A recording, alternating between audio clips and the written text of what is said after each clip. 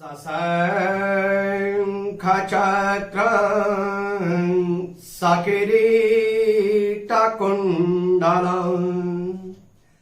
सपीतवस्त्रं सरसीरुवीक्षणं सहारवक्ष स्थलकौस्तुभस्त्रियं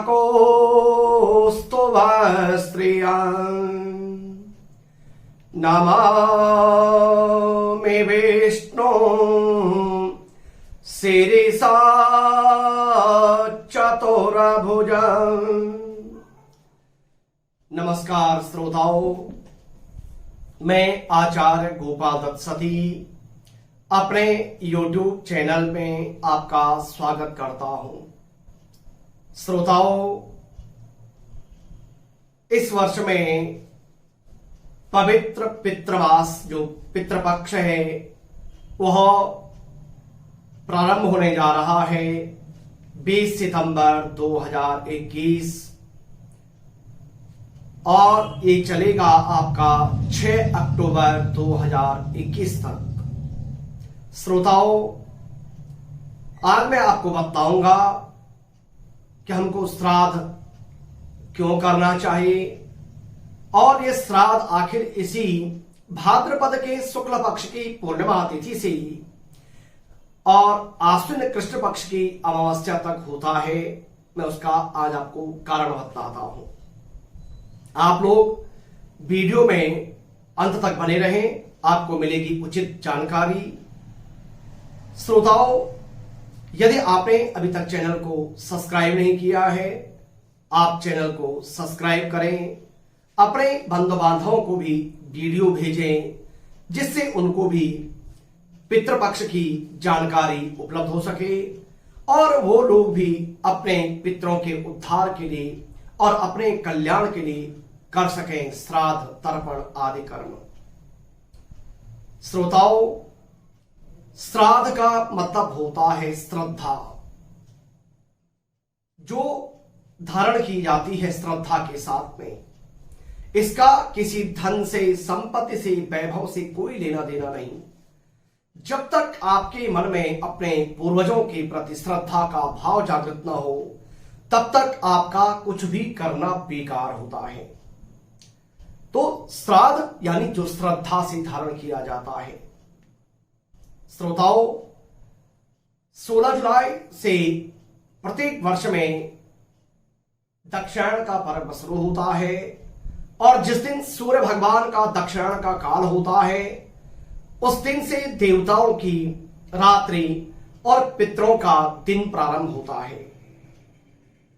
जब आश्विन कृष्ण पक्ष आता है, आश्विन कृष्ण पक्ष के बीच में, आश्विन कृष्ण पक्ष में पितरों का मध्याह्न का समय होता है और देवताओं की मध्यरात्रि का समय होता है। हर व्यक्ति को दोपहर में भोजन की आवश्यकता होती है। इसलिए हमारे जो पूर्वज जो स्वर्ग गमन कर चुके हैं उनकी भी कामना होती है कि कोई हमारा श्राद्ध करे, तर्पण करे, पिंडदान कर्म करे। श्रोताओं, गरुड़ पुराण में लिखा है कि जो हमारे पूर्वज, हमारे पिता, दादा आदि जो लोग हमारे मरे हुए होते हैं वो लोग कामना करते हैं कि कोई हमारे वंश में ऐसा सनगामी पुत्र होगा जो हमारा श्राद्ध कर्म करेगा। श्रोताओं, पितृ प्रतीक्षा करते हैं भाद्रपद शुक्ल पक्ष की पूर्णिमा के दिन से लेकर के और आश्विन कृष्ण पक्ष की अमावस्या के दिन तक कि कोई ना कोई हमको अन्न और जल देगा।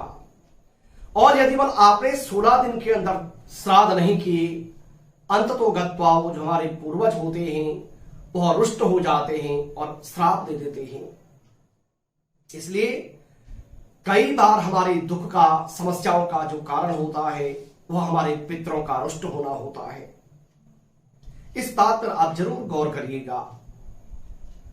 इसलिए जिनके भी माता पिता या और लोग नहीं हैं और आपको श्राद्ध करने हो, आप कृपा करके अवश्य श्राद्ध करें, जैसी भी आपकी अपनी सामर्थ्य हो, जिससे आपके जो पूर्वज हैं वो आपको आशीर्वाद दे, उन्नति का, वैभव का, संतति का।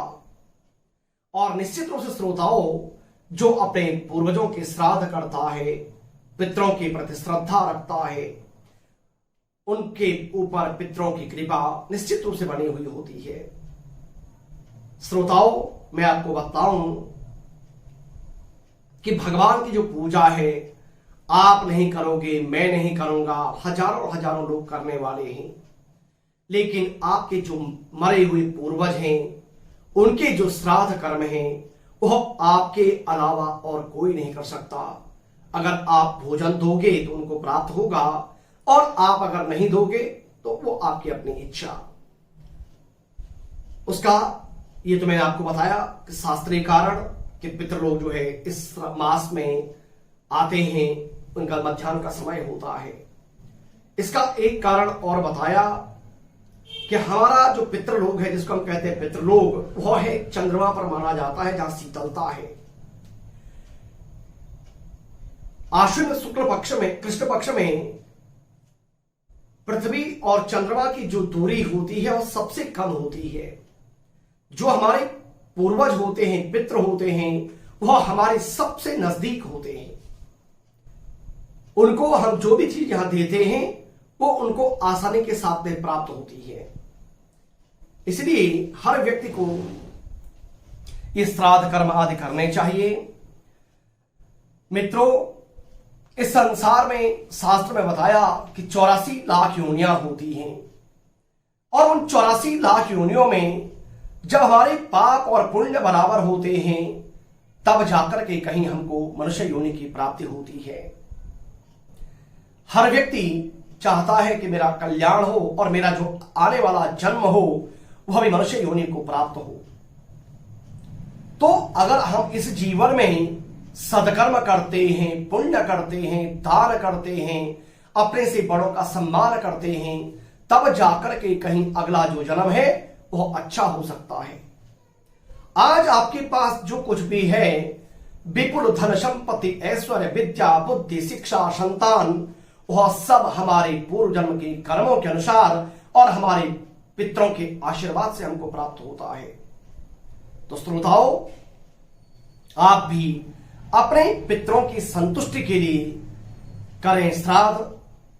जो कई लोगों के प्रश्न होते हैं कि किसने देखा, कैसे मिलता है, क्या मिलता है, तो मैं आपको अगले वीडियो में बतलाता हूं कि हम जो हमारी शंकाएं होती हैं वो कैसे पितरों तक पहुंचती है, कैसे उनको प्राप्त होता है, वो मैं आपको बतलाता हूं अगले वीडियो में। श्रोताओं, श्राद्ध भी 3 तरह के होते हैं। एक होता है मासिक श्राद्ध, एक होता है वार्षिक श्राद्ध, और एक होता है पारण श्राद्ध। जब किसी व्यक्ति की मृत्यु होती है और साल भर तक विधान है हर महीने श्राद्ध करने का, तो जो हर महीने जब संभव नहीं हो पाता है तो हम लोग उसमें एक ही साथ में पिंड कर देते हैं 12 साल भर के, और अंत में वार्षिक करते हैं। तो जो मासिक श्राद्ध है उसको बोलते हैं मासिक श्राद्ध, हर महीने करने की। वार्षिक श्राद्ध जो मरने की तिथि पर और साल भर में जो हम करते हैं उसको बोलते हैं वार्षिक श्राद्ध। और जो पितृपक्ष के श्राद्ध आते हैं इसको हम लोग बोलते हैं पारण श्राद्ध। तो हर व्यक्ति को इस श्राद्ध व्यक्ति को करने चाहिए। बाकी जैसी आपके अपने पितरों के प्रति श्रद्धा हो वो आप करें। तो श्रोताओं, फिर आपको मैं अगले वीडियो में बताऊंगा कि हमको किस किस प्रकार से श्राद्ध करने चाहिए, और जो व्यक्ति की शंका होती है उस शंका का हमको निवारण कैसे करना चाहिए। तो श्रोताओं, फिर मिलते हैं एक नए विषय के साथ। तब तक के श्रोताओं, नमस्कार।